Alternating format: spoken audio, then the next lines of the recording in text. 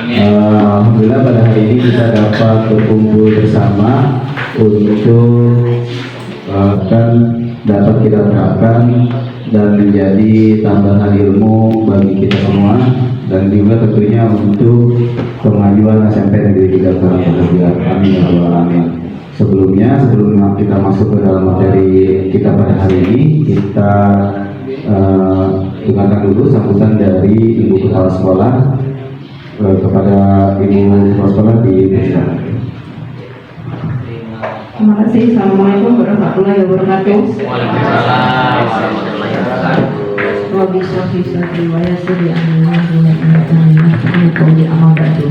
Ya, yang terhormat saya ucapkan kepada Bapak Ibu Guru beserta TU, kita doakan bareng-bareng. Syukur saya ucapkan Pak Sarif sudah bisa masuk karena kemarin tepang banget, sakit ya, dipakai tidur sehari, sekarang nggak betah dan masuk lagi. Baik Bapak Ibu, pada kesempatan ini akan saya sampaikan bahwasanya sekolah kita di tahun ajaran 2023-2024 nantinya mungkin itu dari Ibu mohon kerjasamanya seperti itu. Kemudian sampingan kemarin ini yang akan disampaikan nanti materinya oleh Pak Sarif, dan itu cukup sampai di sini. Mohon maaf apabila Ibu menyentil-nyentil bukan apa-apa, karena sekali-sekali harus disentil, kalau nggak disentil kadang kebablasan begitu ya. Itu pendidik kita, tujuannya mau kemana itu harus jelas ya. Kita berkontribusi nanti di IKN itu berkesinambungan ya. Ini dari Ibu cukup sampai di sini. Assalamualaikum warahmatullahi wabarakatuh. Terima kasih untuk Ibu Kepala Sekolah yang tadi sudah menyampaikan banyak poin-poin yang harus kita sepakati dan mulai kita laksanakan. Tujuannya tadi untuk meningkatkan pendidikan di sekolah SMP Negeri 3. Selanjutnya teman-teman, kita akan mulai masuk ke materi kita, yaitu tentang sosialisasi yang nanti akan dipandu dan disampaikan oleh Pak Syarif.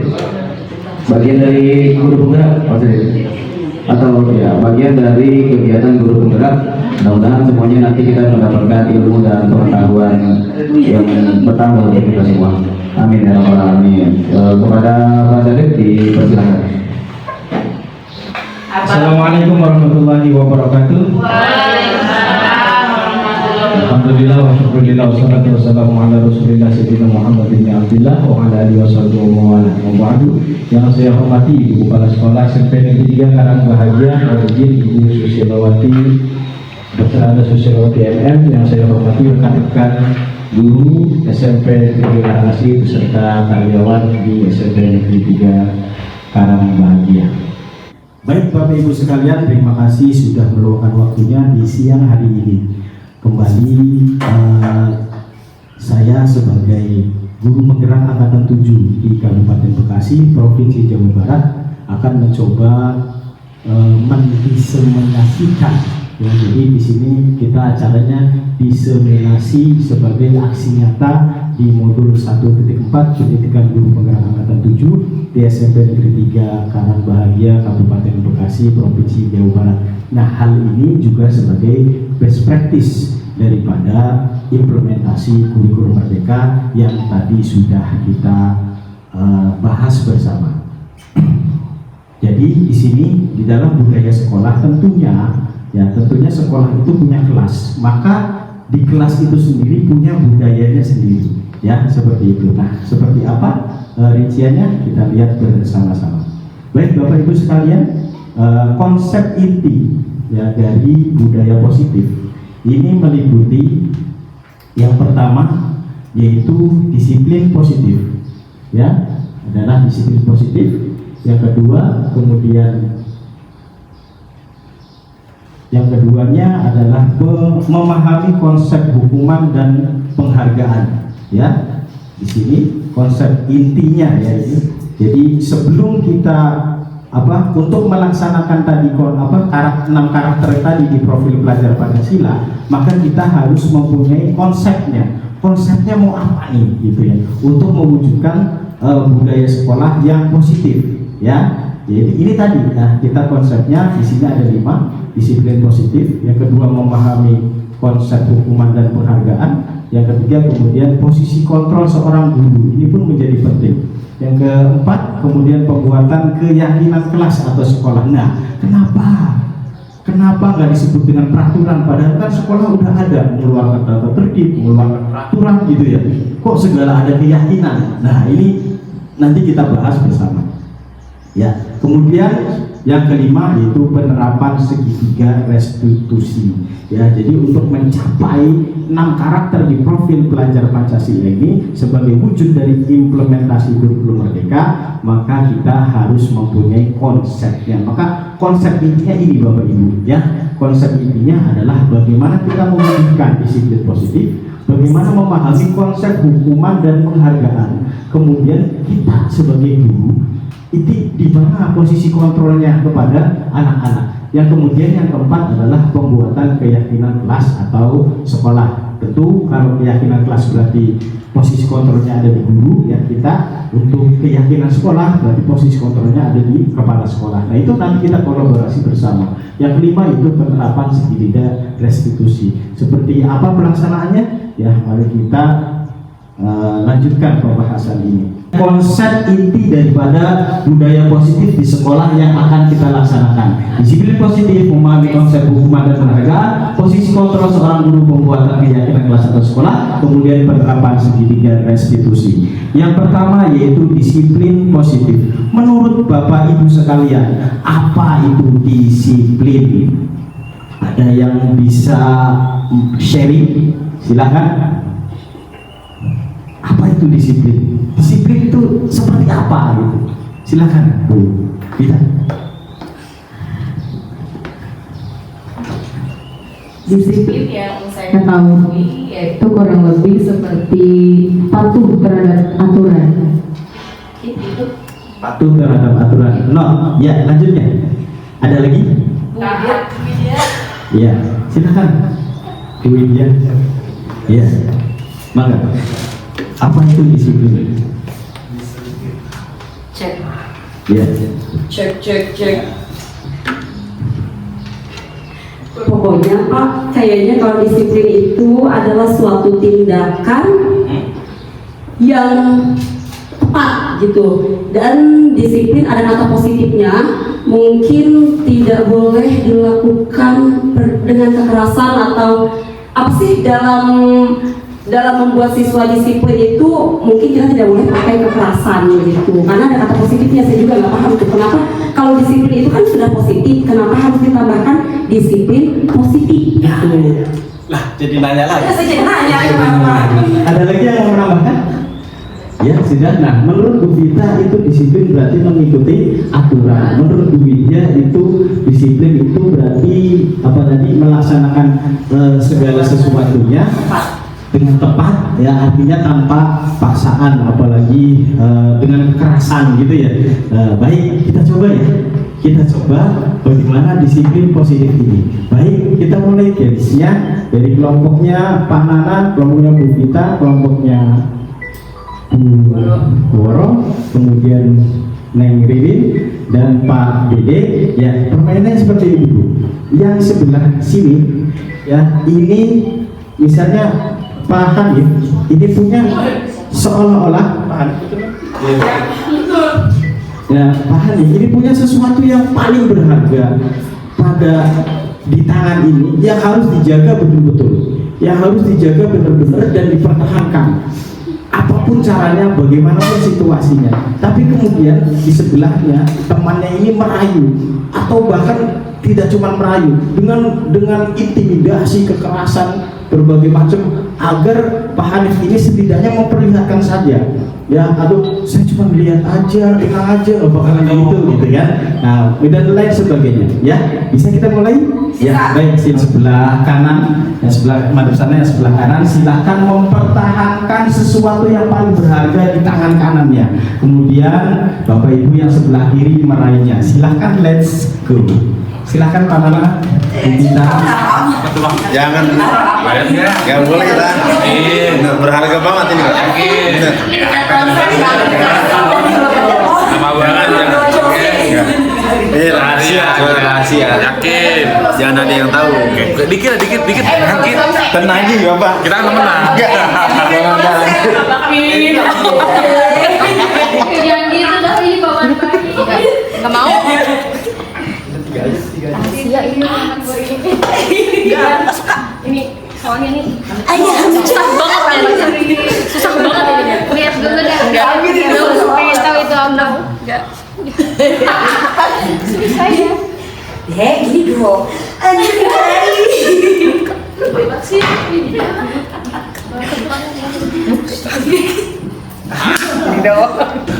Gitu doang.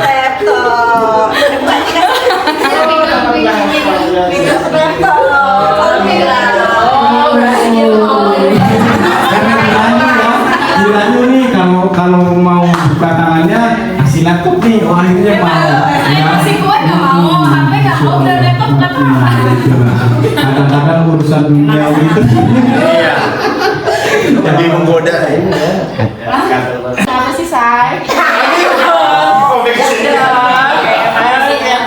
Berdoa sekali ya dong. Iya dong. Jangan tolong dong. Nah, dari permainan tadi ya kita akan bisa melihat nih. Jadi disiplin itu seperti apa? Jadi kita punya sesuatu yang berharga, kemudian mempertahankannya. Ada berbagai macam cara, ya ada berbagai macam cara untuk mempertahankannya. Ada juga orang-orang yang dari luar, teman-teman kita itu merayunya, bahkan untuk sekedar melihatnya, ya untuk sekedar apa ya? Ingin menyentuh atau pengen tahu dah, kasih tahu dah, nggak usah dibuka nggak apa-apa, kasih tahu dah, mungkin seperti itu ya. Ya itulah namanya. Jadi disiplin itu tadi Bu Vita bilang adalah mentaati aturan gitu ya. Nah, mentaati aturan itu berarti ada pengaruh eksternal, pengaruh dari yang lain, pengaruh dari luar dirinya. Jadi bukan murni dari keyakinan dirinya. Dia melakukan sesuatu itu bukan karena motivasi dalam dirinya, tapi motivasi dari luar. Yaitu apa? Karena ada aturan, wah kalau saya datangnya 7:30, aturannya jam 7 gitu ya. Nah, jadi itu seperti itu. Nah, jadi itu eksternal. Tapi ternyata disiplin itu lebih dari itu, lebih dari sekedar aturan, lebih dari sekedar apa ya? Intimidasi untuk apa? Untuk anak-anak kita bisa mempertahankan apa yang menjadi prinsipnya gitu ya. Nah, maka disiplin positif ini di sini kita mengajarkan anak bertanggung jawab dan menumbuhkan kesadaran dirinya berdasarkan nilai-nilai kebajikan. Jadi, kalau menurut Bapak Ibu sekalian, apa yang dilakukan Pak Hanif dan Bu Neng Riri dan Bu Cindy yang tidak sama sekali tidak mau membuka barangnya, ya, bukan barangnya, sesuatu yang berharga yang dimilikinya, karena dia merasa bertanggung jawab. Nah, saya itu harus mempertahankan ini, soalnya ini amanat gitu ya, dan segala macam. Saya nggak bisa apa walaupun dirayu apa tadi dapat laptop segala macam gitu kan. Jadi mengajarkan anak bertanggung jawab dan itu berasal dari dirinya sendiri, walaupun dirayu sama Pak Nana, ya, walaupun dirayu sama siapa Bu Aisyah gitu kan, maka nggak bisa, dia tetap kekeh, nggak bisa, soalnya ini adalah sesuatu yang sangat berharga buat saya. Nah itu disiplin positif. Nah kemudian yang kedua, disiplin positif itu mengarahkan pada disiplin yang dapat mengontrol dirinya melakukan setiap tindakan. Ya, nah ini kontrol, ya, kontrolnya ini penting. Tadi siapa Bu Neng Riri saya lihat dia kontrolnya bagus, artinya dengan berbagai macam rayuan dari sebelahnya, teman sebelahnya, dia nggak ada ekspresi jadi emosi apaan sih lu gini, nggak ada ya, tapi dia tetap tenang, dia menguasai dirinya ya, walaupun dapat rayuan pulau kelapa misalnya atau ya segala macamnya, tapi dia tetap bisa mengontrol dirinya. Ini yang kedua, ini contoh daripada Ibu Neng Riri ini ya. Jadi dia tetap bisa mengontrol dirinya melakukan setiap tindakan. Yang ketiga, disiplin positif itu dimaknai memahami dan menyadari berdasarkan motivasi internal, bukan paksaan, pujian, atau hukuman. Jadi benar-benar dari internalnya. Jadi saya melakukan segala sesuatu itu bukan karena dipaksa, ya. Tadi Bu Cindy karena dipaksa atau dirayu dapat laptop? Kebukanya? Enggak, ini Bu Gina kok Bu Cindy ya. Bu Gina tadi kebukanya kenapa? Karena dipaksa apa dirayu aja? Apa diintimidasi malahan? Awas, intimidasi ya? Awas kalau dibuka gitu ya? Iya. Awas aja kalau, nah berarti itu adalah karena dipaksa. Karena dipaksa akhirnya tidak bisa mempertahankan apa yang dimilikinya, sesuatu yang berharganya karena dipaksa. Kemudian Bu Iko kenapa tadi ngebuka tangannya? Dirayu. Itu karena Boro itu kan teman. Iya. Ya kakak saya bisa kasih deh, nggak apa-apa deh. Terus tadi dapat itu nggak imbalan? Oh, dapat laptop. Masya Allah, luar biasa. Ya, Wiko dapat, malah tadi kalau ini dibuka tangannya akhirnya kerayu ya, karena dapat laptop. Nah, ini Wiko adalah contoh yang motivasinya itu karena dapat pujian ya, dapat pujian, dapat penghargaan, kasih imbalan gitu ya.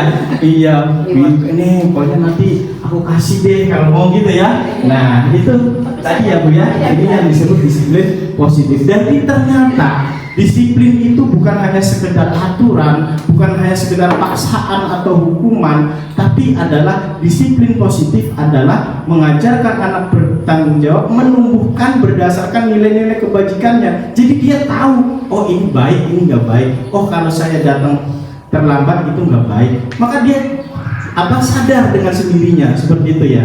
Nah kemudian tadi yang dilakukan oleh Bu Neng Riri contohnya, dia mengontrol diri apabila ada teman-teman yang ngecingin, yang paling disiplin, nah, itu dia nggak emosi ya, dia biasa aja, ya dia bisa mengontrol dirinya gitu ya. Bahkan dia nggak terpengaruh sama ajakan-ajakan orang lain. Ayo dong coy, kita nongkrong dulu. Dia nggak terpengaruh ya, dia bisa mengontrol dirinya. Ya kemudian juga yang ketiganya ini tadi, dipaksa pun dikasih penghargaan, dikasih imbalan, pujian, atau bahkan ditakut-takuti dengan hukuman, diintimidasi, dia nggak bisa ya, karena memang dia paham betul dan sadar bahwa motivasi internal yang ada dirinya, prinsip yang ada pada dirinya itu harus dipertahankan seperti itu ya. Nah kemudian yang kedua adalah motivasi perilaku manusia. Nah, di sini konsep inti daripada budaya positif sekolah, kita akan membahas yang keduanya, motivasi perilaku manusia. Motivasi perilaku manusia ini dibagi menjadi dua, yaitu motivasi eksternal dan motivasi internal. Pada motivasi eksternal sendiri, yaitu motivasi dari luar, manusia itu dipengaruhi oleh yang namanya dia melakukan sesuatu itu hanya sekedar untuk menghindari hukuman, atau bukan hanya hukuman saja, dia melakukan sesuatu sekedar untuk menghindari ketidaknyamanan ya. Ada misalnya siswa kita yang, Pak saya nggak betah nih di kelas ini, saya pindahin aja Pak ke kelas itu yang yang ada teman saya, yang ada tetangga saya gitu ya. Nah itu maka manusia ini itu adalah faktor motivasi eksternal ya. Jadi karena ada hukuman dia kemudian taat aturan, karena ada polisi dia kemudian di lampu merah berhenti dan lain sebagainya, kan seperti itu ya biasanya. Nah motivasi eksternal ini juga bisa jadi karena ingin mendapatkan imbalan atau penghargaan, termasuk pujian, termasuk tadi kayak Bu Iko dikasih laptop kemudian dia terayu gitu kan. Nah itu motivasi eksternal, itu perilaku manusia yang berasal dari luar dirinya. Nah kemudian ada juga motivasi internal. Motivasi internal ini yang penting. Motivasi internal ini adalah menjadikan mereka orang yang diinginkan, atau bisa dikatakan juga berarti mereka menghargai dirinya sendiri ya, menghargai diri sendiri dengan nilai-nilai positif yang berada di masyarakat. Artinya moral, artinya dia punya keyakinan yang positif bahwa kalau saya melakukan ini akan berakibat baik, kalau saya melakukan itu akan berakibat buruk. Dia paham betul, dia yakin betul bahwa apa yang dilakukan itu akan berakibat apa, seperti bagaimana. Dia akhirnya memotivasi dirinya sendiri dengan mencari-cari nilai-nilai positif yang ada pada perilaku mereka. Ya, nah ini yang disebut motivasi perilaku manusia. Ada motivasi eksternal dan motivasi internal. Ada yang bertanya Bapak Ibu sampai di sini? Silakan. Barangkali ada yang mau ditanyakan? Ya, Pak Dede, silakan.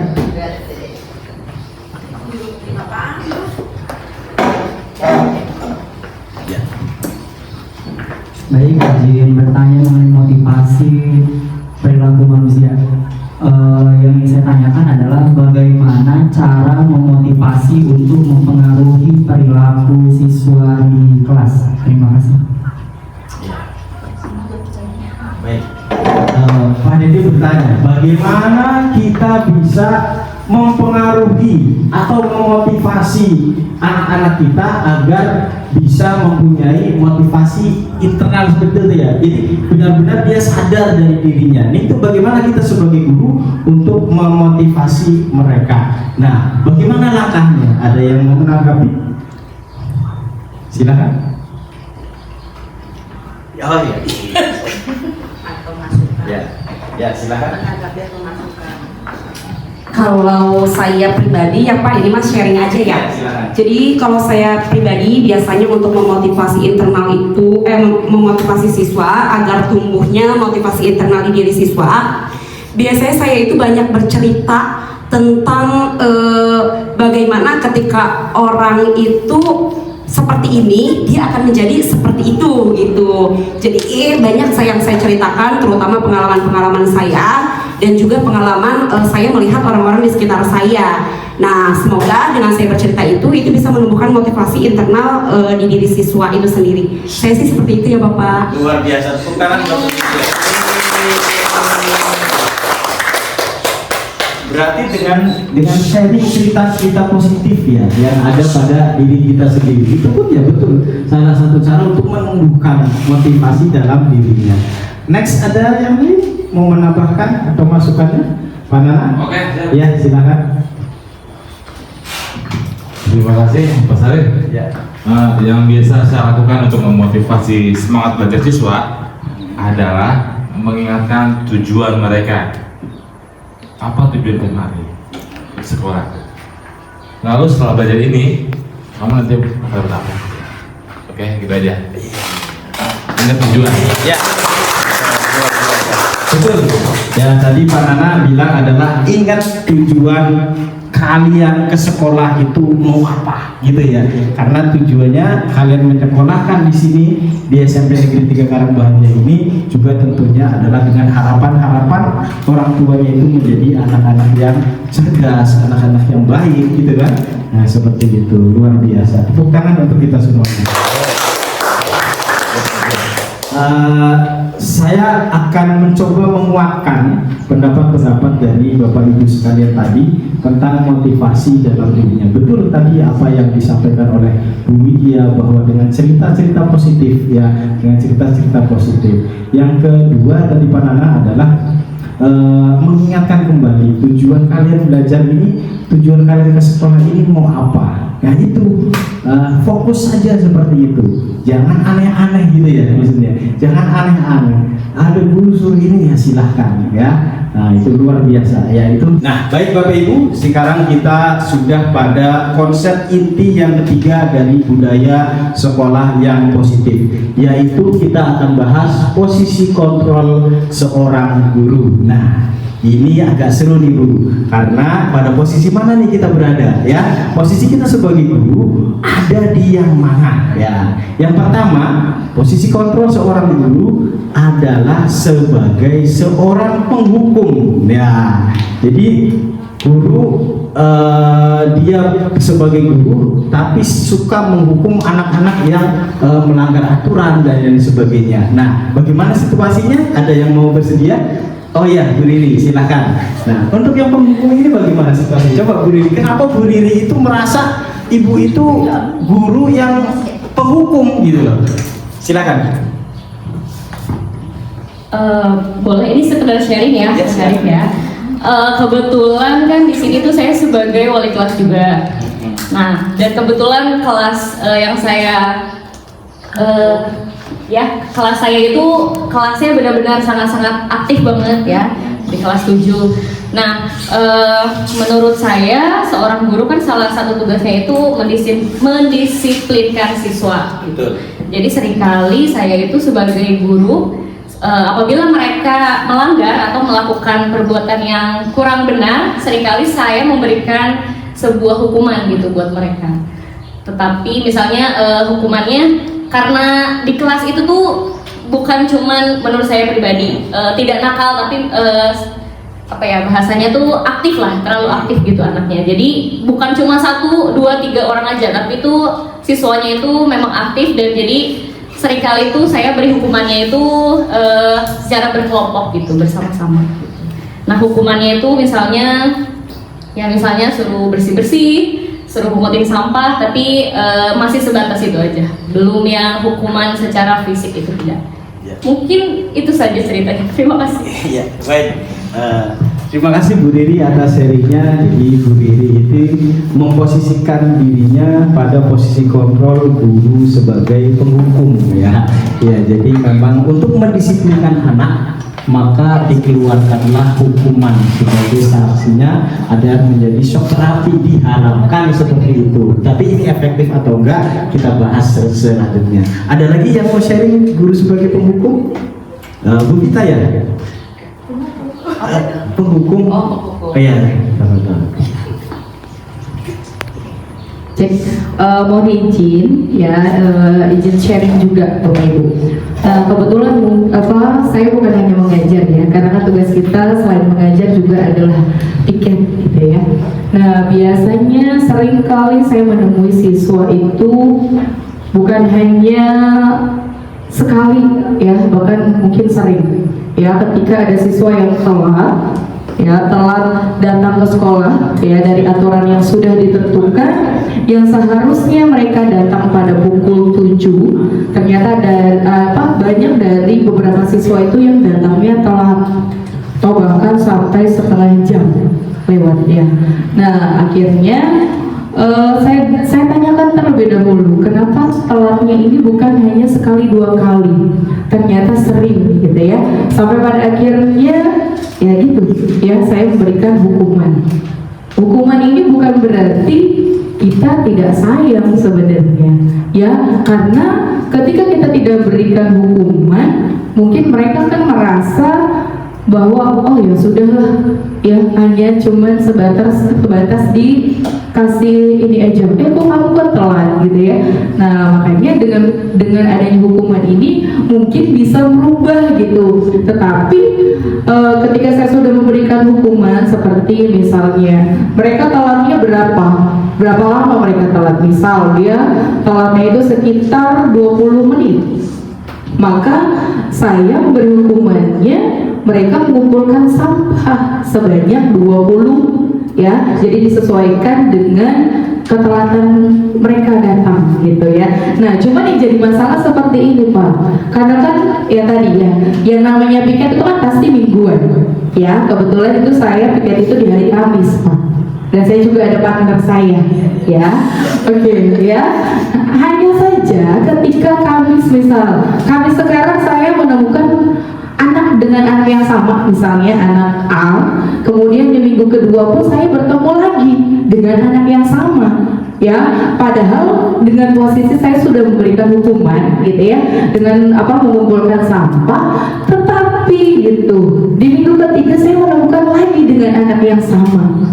Nah, apakah hukuman yang saya berikannya kurang gitu ya, atau mungkin terlalu mudah? Karena sejauh ini kan kita kalau menghukum siswa itu yang istilahnya membangun mereka, yang bagaimana caranya biar siswa itu oh iya, saya telat itu ternyata ada punishment-nya gitu ya. Apakah punishment-nya yang harus membuat mereka atau menyakiti mereka atau yang membangun? Sebenarnya ini yang masih saya bingungkan gitu ya. Tapi kalau dari segi penghukum itu seringkali saya lakukan ketika mereka telat, maka mereka mengambil atau mengumpulkan sampah sejumlah mereka telat gitu.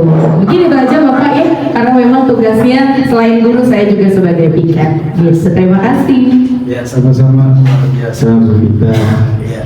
Nah, cuman tadi Bu Vita juga sendiri belum merasa yakin itu bisa berhasil atau tidak untuk mendisiplinkan anak-anak tersebut. Baik, Bapak Ibu sekalian, pada konsep inti posisi kontrol seorang guru ini tadi sudah kita dengarkan mengambil situasi contoh dari Bu Riri dan Bu Vita sebagai penghukum posisinya. Ya, ini langkah yang benar atau tidak ya kita bahas selanjutnya ya, karena bagaimanapun tidak ada yang salah atau benar ya, tapi bagaimana kita mempunyai sudut pandang yang berbeda atas itu. Cuman sudut pandang yang berbeda ini bisa kita jadikan sebagai pengelolaan kita untuk mencapai apa? Tadi ujungnya budaya positif di sekolah ya, seperti itu ya. Nah, baik.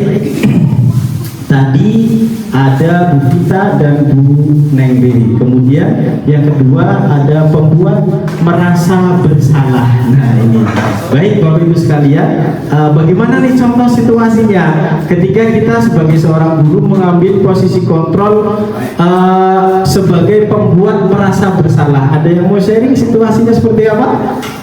Oh iya, tadi Bu Widya. Ya silakan Bu Widya. Nah.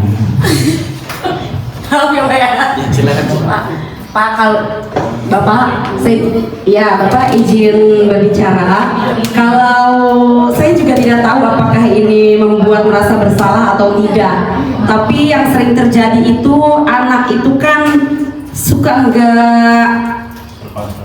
bukan tidak terkontrol, tapi melakukan kesalahan-kesalahan yang berakibat. Misalnya saya tuh suka berkata begini, pulang sekolah itu kan kita suka ketahan nih, gara-gara saya harus ngobrol sama dia lagi.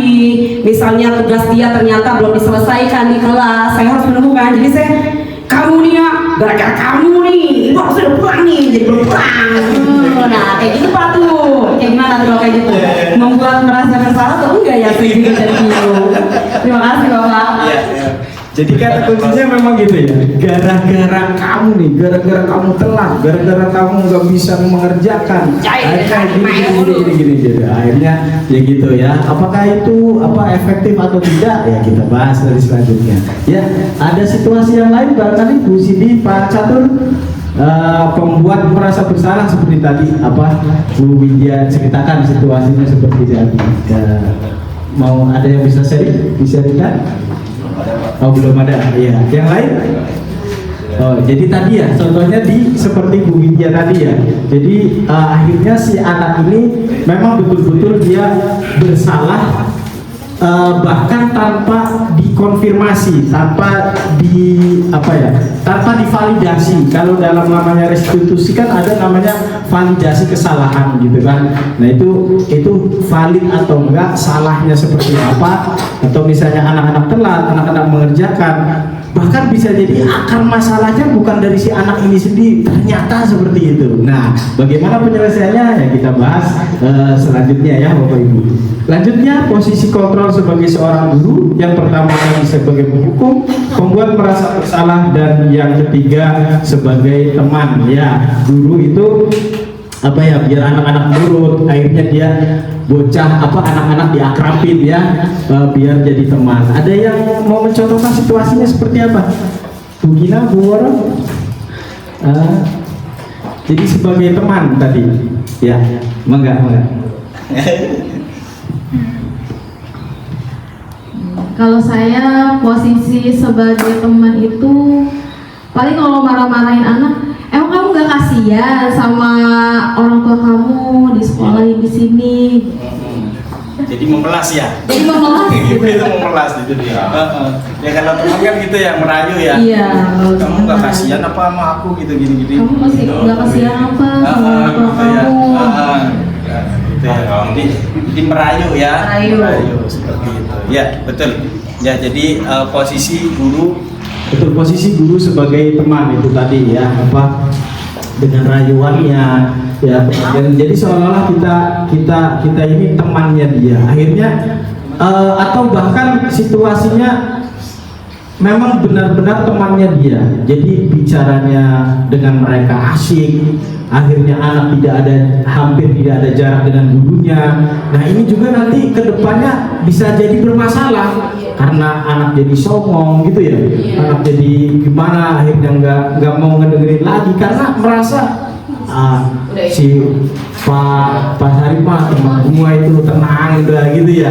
Nah katanya saya lakukan seperti itu, jadi merasa sebagai temannya dia. Cuman ya gitu, ini efektif atau tidak ya kita bahas pada hari ini ya, sebagai praktek baik kita bersama di sini. Baik, selanjutnya yaitu posisi kontrol seorang guru sebagai pemantau ya. Jadi guru itu hanya anak-anak berbuat salah, si A, si B, oh liatin nih. Jadi dia udah berapa kali nih kagak ngikut pelajaran saya ini gitu ya. Nah itu seperti itu. Nah barangkali ada yang mau mencontohkan situasinya, Om Pak Hanif, silakan. Oke, menurut saya sebagai guru olahraga ya di sini, yang saya lakukan memantau itu biasa terjadi di lapangan ya Pak. Apalagi terutama olahraga, saya liatin ada satu anak sekali dua kali dia nggak pernah olahraga nih, bajunya nggak bawa. Pas saya nggak bawa baju, oke nggak apa-apa. Minggu depan bilangnya Pak saya sakit, ya kedua. Minggu depan lagi nggak masuk Pak. Iya, karena takut ditanya bajunya mana, sakit enggak? Berarti dia nggak masuk. Udah berkali-kali seperti itu ya berlanjut Pak. Terus terutama kita praktek renang, apalagi dia sekali dia nggak praktek, dia lagi halangan ya, nggak dateng, nggak bayar gitu biasanya. Terus yang kedua juga kadang-kadang dia yang kedua dia juga sama, dia bilangnya ada acara keluarga. Ya seperti itu aja sih Pak dari saya. cuman Bapak nggak menghukum ya. Nggak, Paling ujungnya iya. nanti dinilai ya. Iya dinilai sih Pak. Saya ngeliat kehadiran juga. Ini dia nggak pernah hadir 3 kali praktik saya nih. Oh, mungkin emang di kelas juga nggak pernah hadir lah. Jadi ya udah, saya cuma mantau aja. Berarti Pak Hanif benar-benar seorang guru yang pemantau. Intel. Berarti hampir sama dengan Pak Jadi ya. Pak Jadi seperti itu juga ya. Iya. Dilihatin dari kantor. Dan bola di bocah itu. Pak Catur ada yang ditambahkan, silakan. Sering. Kalau ini sebenarnya pengalaman saja nih Pak. Jadi sering kalau ada di kegiatan jam-jam tertentu di lokasi misalkan di depannya itu kan banyak sampah Pak. Jadi Pak jadi mantau aja tuh anak-anak yang buang sampah terus disuruh, kayaknya mantau aja lihat itu Pak. Jadi itu adalah salah satu kontrol Pak Jadi sebagai guru terhadap siswa. Mungkin Pak saya kira.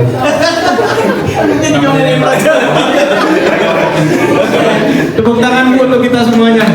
Luar biasa ya. Jadi posisi kontrol kita sebagai guru tadi yang ada yang sebagai penghukum, ada yang sebagai pembuat merasa bersalah, ada yang posisi kita sebagai teman, ada juga yang sebagai pemantau. Tapi Bapak Ibu sekalian, ada posisi kontrol seorang guru yang dinilai insya Allah efektif, yaitu dia posisi kontrol seorang guru sebagai manajer. Kenapa Pak? Ya posisi kontrol seorang guru sebagai manajer ini bisa dikatakan efektif. Ya tidak seperti tadi guru sebagai penghukum, pembuat merasa bersalah, sebagai teman atau bahkan sebagai pemantau. Tapi bahwa posisi kontrol seorang guru sebagai manajer bisa dikatakan lebih efektif. Maka kita akan mencoba menjelaskan di slide selanjutnya. Sebagai guru kita harus bisa mengambil kontrol sebagai manajer. Kenapa? Karena dengan posisi manajer maka guru bersama-sama murid.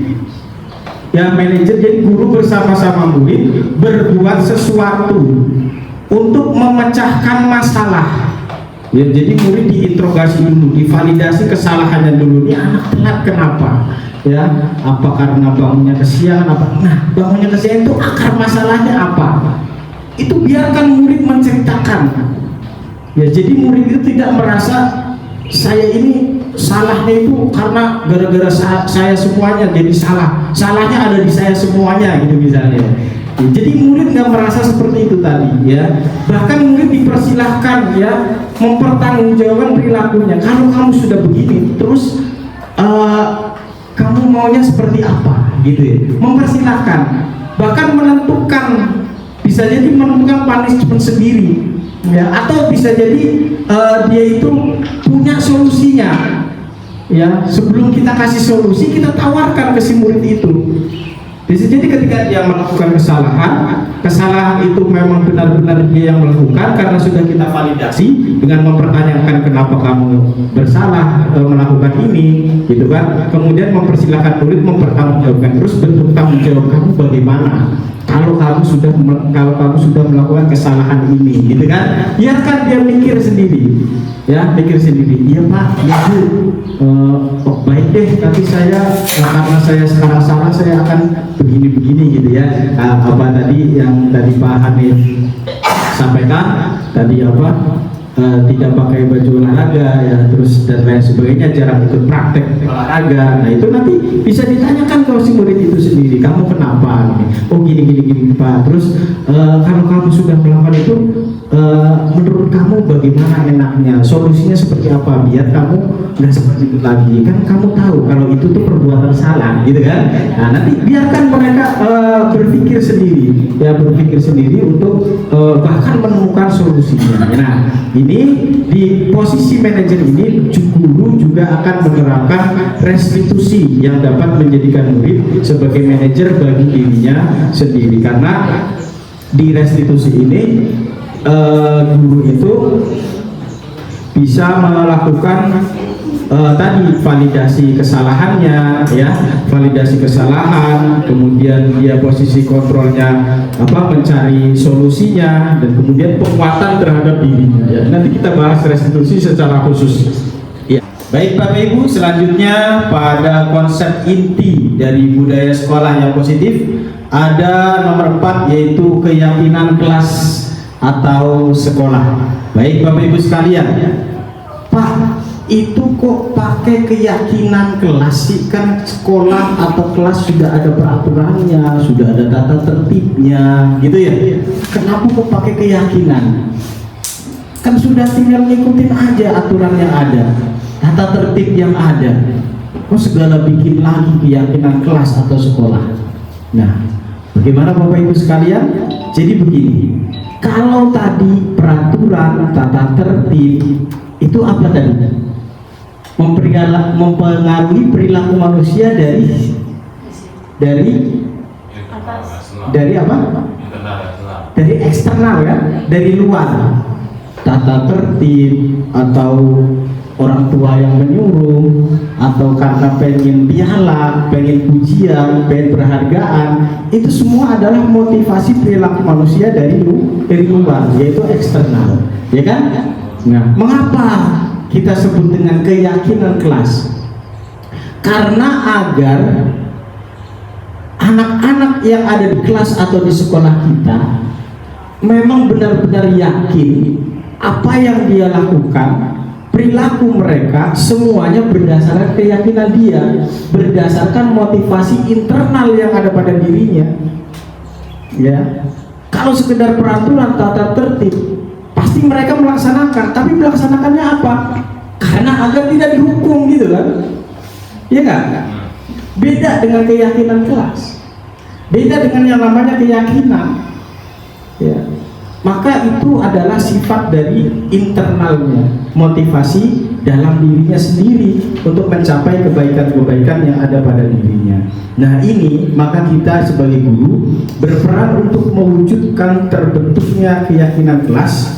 Dengan cara apa? Caranya seperti apa Pak? Yaitu membuat kesepakatan antara guru dan murid. Kalau tadi peraturan tata tertib itu hanya sekolah, guru yang buat, kurikulum yang buat. Peraturan sekolah hari ini memakai ini bla bla bla bla, segala macam ya, atau sanksi-sanksinya seperti yang udah dijilid-jilid ya kemarin, yang sudah diakreditasi atau di PKKS gitu ya. Nah itu semua aturan, dan semua itu motivasi eksternal mereka. Ya mereka berbuat sesuatu, berperilaku sesuai aturan ya karena aturan, bukan karena keyakinan mereka sendiri bahwa saya berbuat begini itu baik. Ya memang biar saya baik, ya memang biar saya cerdas, ya memang biar saya bisa melaksanakan hal yang baik, jadi anak yang soleh dan solehah, seperti itu ya. Nah, maka kita sebagai guru bisa mewujudkan terbentuknya keyakinan dengan cara membuat kesepakatan antara guru dan murid. Kesepakatannya bagaimana Pak tindak lanjutnya? Yaitu gampang Bu, berisi pernyataan universal yang mudah diingat dan dipahami. Tapi komitmen nih, kalau sudah sepakat si muridnya dan mereka yang membuat keyakinan kelasnya sendiri, maka dengan sendirinya mereka pun harus komit. Ketika sudah ingat dan paham, maka wajib dilaksanakan oleh murid itu sendiri. Karena apa? Yang membuat si muridnya itu sendiri. Ya, jadi Bapak Ibu misalnya di dalam kelas ada 40 siswa, misalnya wali kelasnya. Baik anak-anak sekalian, Ibu akan membuat keyakinan kelas. Keyakinan kelas ini nanti akan kalian laksanakan sendiri. Jadi keyakinan kelas ini adalah semacam peraturan, tapi yang membuat adalah kalian sendiri. Kalian sendiri yang mau, kalian sendiri yang membuat aturan, kita laksanakan sama-sama. Bukan Pak Guru loh, bukan Bu Guru loh, apalagi kepala sekolah yang membuat tata tertib loh. Tapi sekarang kalian sendiri kita sepakat nih, sepakatan di kelas ini mau apa saja. Silakan, Bapak Ibu nyiapin itu saja. Notice apa yang ditempel itu apa namanya? Hah? Sticky note. Ya, sticky note itu ya, sticky note. Bagi satu-satu. Terserah siswa mau nulis apa di situ. Mau menyepakati apa. Ya biasanya kan anak-anak macam-macam ya. Tidak boleh mencontek. Terus ada lagi jangan mengotori. Terus ada lagi apa? Ada juga tuh yang di kelas saya tuh apa? Dan lain sebagainya. Nah itu macam-macam. Nah dari semua 40 itu ya, kemudian anak-anak suruh tempel di papan tulis kan, tempel sampai berapa? Sampai 40 sejumlah siswa itu kan. Cuma kita rangkum, pasti ada pernyataan-pernyataan yang sama atau mirip-mirip gitu kan? Iya. Yang sama atau mirip-mirip itu pasti. Jadi itu kita rangkum.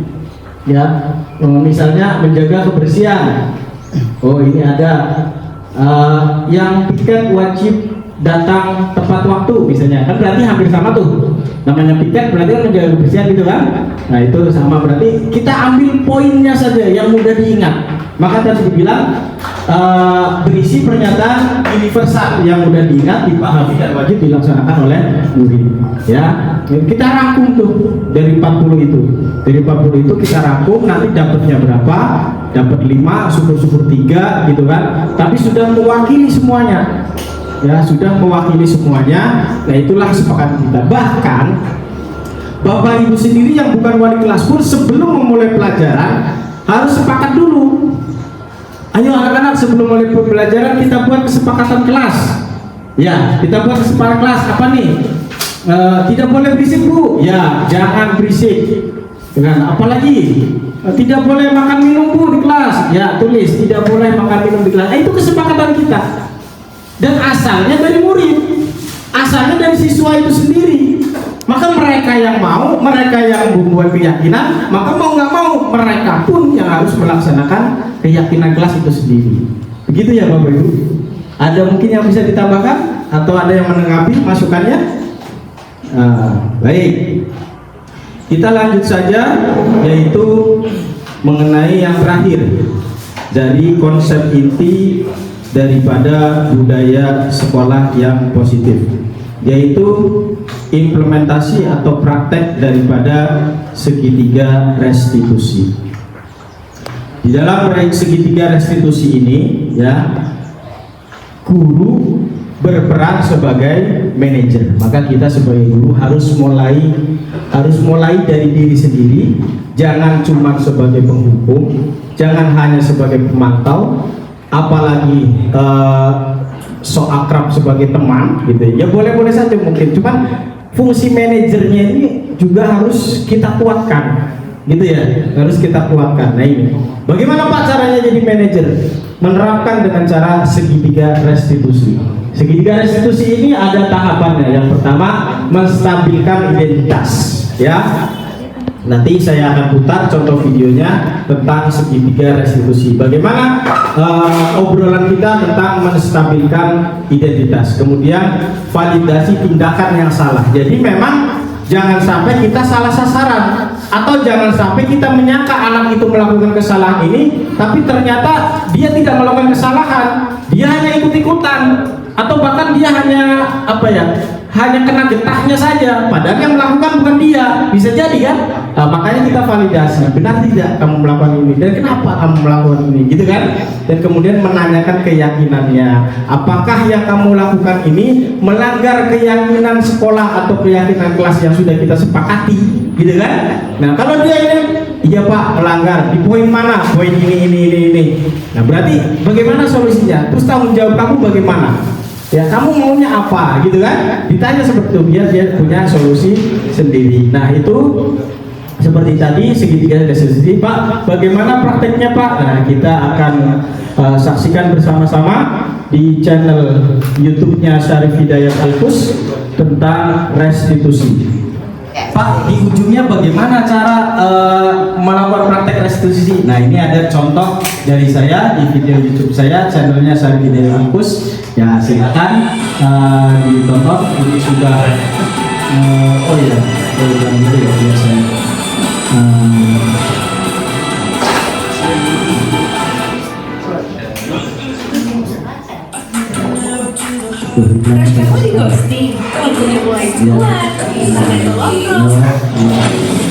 Ya, silakan Bapak Ibu dicermati bagaimana caranya kita melakukan segitiga restitusi.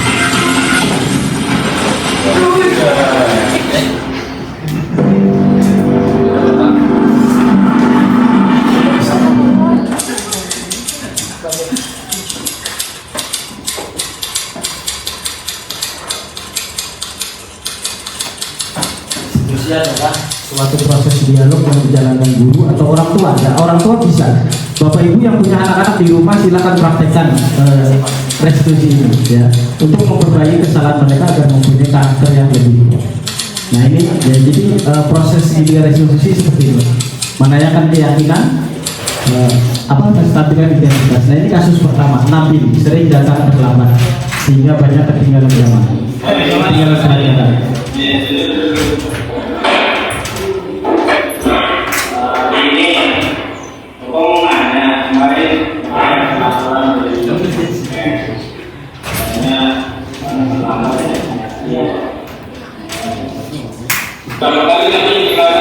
Keyakinan kelas kita sesuai.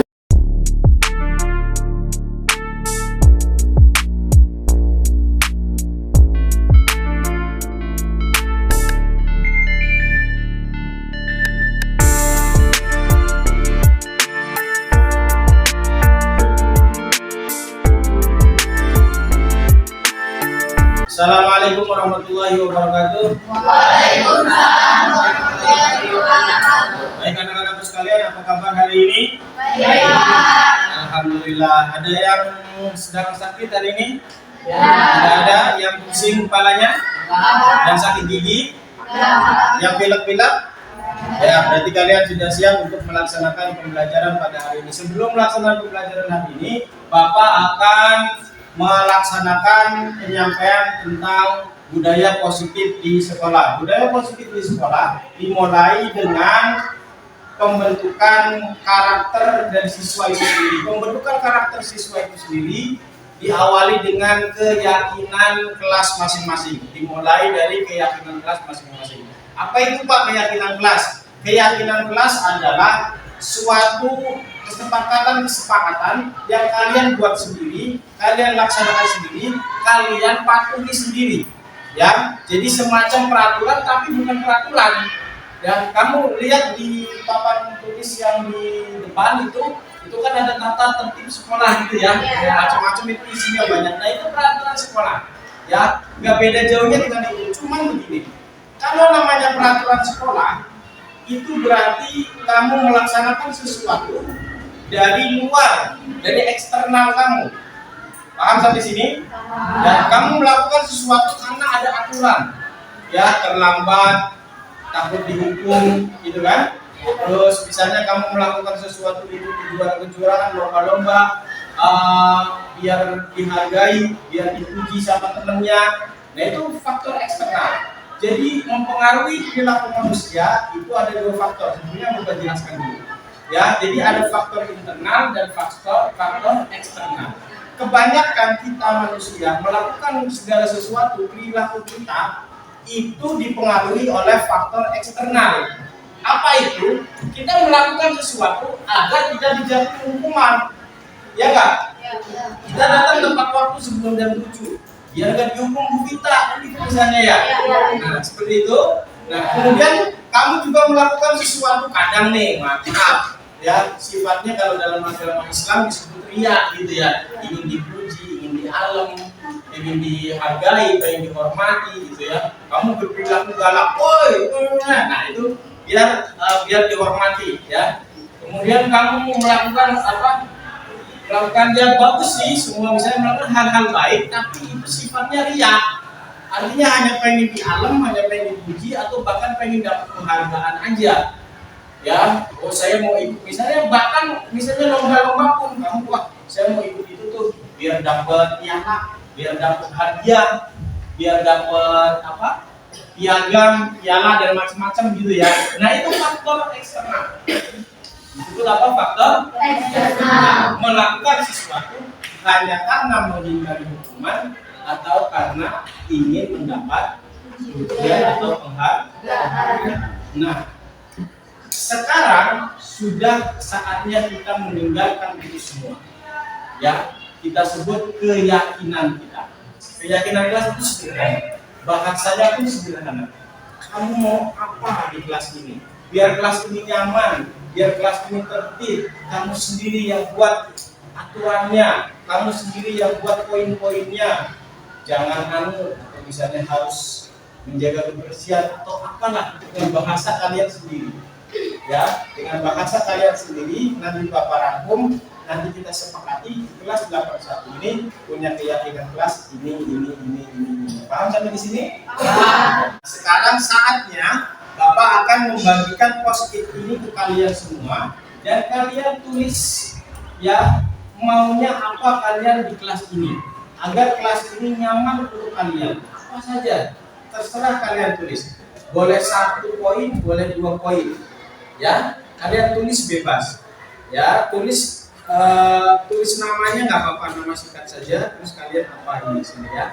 Terus nanti tempelkan di sini ya. Tempelkan di papan tulis. Keyakinan kelas 81 ya, nanti Bapak tulis di situ. Baik, Bapak bagikan satu ini, satu orang satu ya.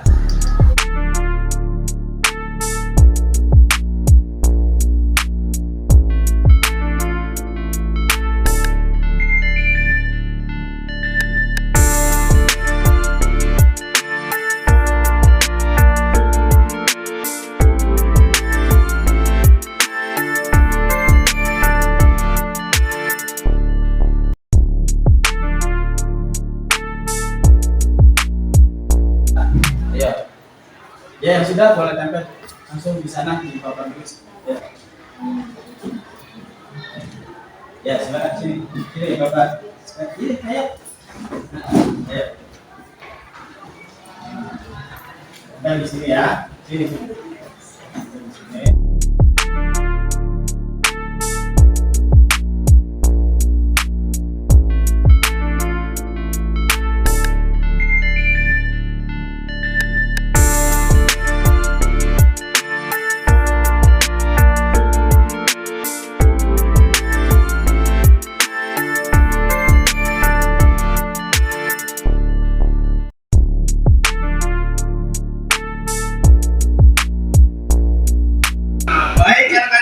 Kalian sudah mengisi dan memberikan keyakinan kelas dari kalian sendiri masing-masing. Kalian yang membuat keyakinannya, kalian nantinya akan melaksanakannya, maka kalian pun harus bisa bertanggung jawab untuk bisa melaksanakan semua keyakinan kelas yang sudah kalian buat sendiri. Mengerti sampai di sini?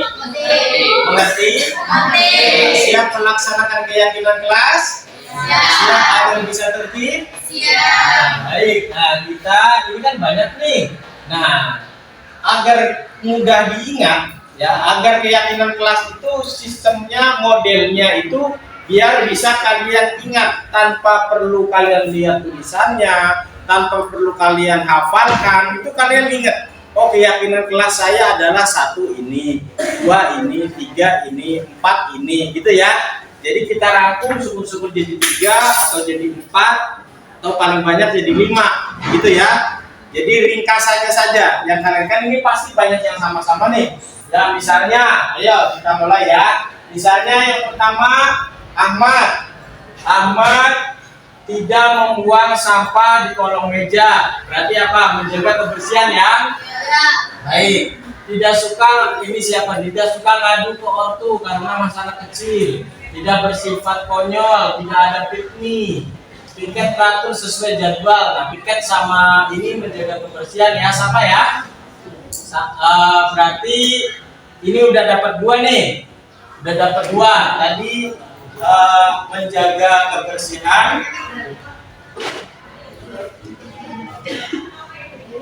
Ya, sama satunya apa tadi? Tidak ngadu ke ortu, tidak bersifat konyol, tidak piknik boy. Apa itu? Piknik boy apaan? Piknik boy apa sih? Oh, kayak caper gitu. Berarti apa itu? Berarti tidak, oh ya, tidak konyol gitu ya. Itu berarti mengganggu apa ya? Mengganggu privasi ya, mengganggu apa sih? Tidak mengganggu orang lain gitu ya. Tidak mengganggu temannya gitu aja ya bahasanya ya. Bahasanya berarti secara keseluruhan apa? Tidak mengganggu teman ya. Tidak mengganggu teman kan macam-macam ya tadi ya. Tidak bikin gaduh. Terus apa lagi? Tidak konyol ya kan? Tidak mengganggu teman. Ya.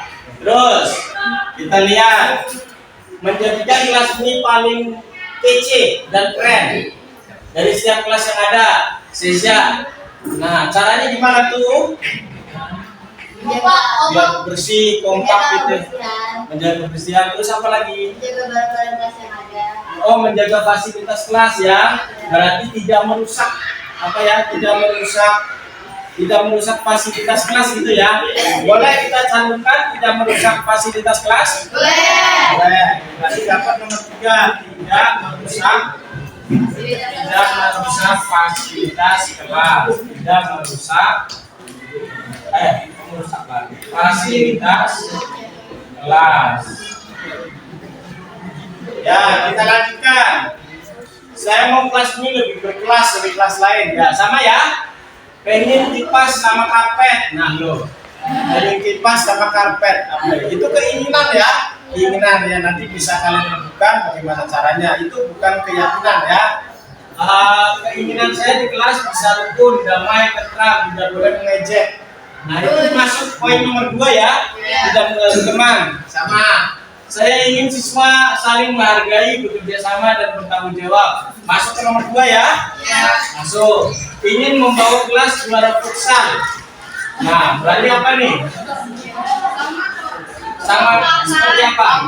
Oh, menjaga itu ya, menjaga solidaritas, menjaga kekompakan gitu ya. Bahasanya gimana? Menjaga rasa solidaritas. Oke, solidaritas. Ini dapat 4, punya makin kelas, ya boleh itu fasilitas. Datang tepat waktu, piket setiap hari, datang tepat waktu udah belum? Tidak termasuk yang mana-mana ya? Berarti ada ya datang tepat waktu, jangan terlambat. Datang tepat waktu. Ini kalian sendiri yang ngomong ya. Nah, yang lain-lain sepertinya sama ya. Berpikir sebelum berbicara, tidak harus beli kipas nih. Kebersihan tanggung jawab semua kelas. Anda tidak berlebihan, tidak boleh pinjol. Ya, pinjol itu apa? Kok pinjol? Oh gitu. Gadget, Pak. Oh gitu. Iya, bahasa lain dari gadget. Siap, siap. Pas gadgetnya kayak gitu. Oh, pinjol-pinjol gitu ya. Iya. Nah, berarti itu masuk ke yang kedua ya. Tidak mengganggu teman. Tidak mengganggu teman ya. Jadi jangan membuat temannya tidak nyaman. Berbuat baik kepada teman-teman, menjaga kebersihan kelas, saling menghargai sesama teman. Ya, ini sudah masuk ke nomor 1 dan nomor 2. Bapak kira 5 ini cukup ya untuk menjadi keyakinan kelas 81 dan kemudian kalian kerjakan sendiri karena ini berangkat dari keyakinan kalian masing-masing. Kalau kalian laksanakan 5 ini saja, ya insya Allah apa tadi? Kelas 81 akan menjadi kelas yang paling kece dan paling keren. Akan menjadi ini siapa dari Rica akan menjadi kelas yang lebih berkelas dari kelas lain. Wah, luar biasa. Tepuk tangan untuk kelas 81.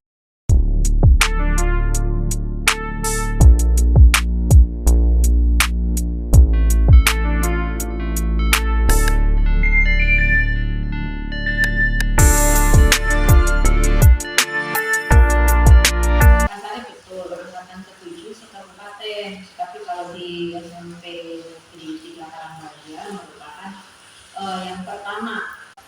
Jadi Pak Sarif ini merupakan pionir, kalau Ibu bilang pionir sebagai guru penggerak di SMPN 3 Karangbahagia. Sebagai pionir ini berarti Pak Sarif istilahnya membuka yang pertama membuka wawasan bagi guru-guru yang lain untuk mengikutinya. Seperti apa sih sebagai guru penggerak itu? Dan nantinya guru penggerak ini akan bisa mengembangkan diri untuk lebih bukan menjadi guru biasa, tetapi guru penggerak bagi teman-temannya, kemudian bagi lingkungannya yang nantinya akan bisa pengembangan diri untuk bisa jenjang berikutnya, misalnya dari guru biasa, guru penggerak, kemudian bisa jadi seperti itu. Jadi untuk merintis jenjang karir, apalagi Pak Sarif masih muda, gitu, seperti itu. Pada Pak Sarif selaku pionir dalam guru penggerak, di mana Pak Sarif merupakan salah satu contoh guru yang bisa berpikiran positif. Hal ini kenapa demikian